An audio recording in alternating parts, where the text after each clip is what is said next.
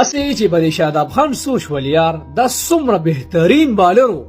په څومره غټ غټو میچونو کې بده چې کوم دی بهترین بالینګ کو خو تاسو تر استرالیا خلاف هغه سیم فائنل یا شي د پاکستان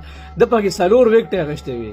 د دې نه علاوه د آی سی سی چیمپئن ټرافي 2017 فائنل کې بهترین بالینګ کړو د دې نه علاوه په پی ایس ایل کې څومره بهترین بالینګ کوي او په د چل سو شو بالکل د بالینګ هغه چل تیر شو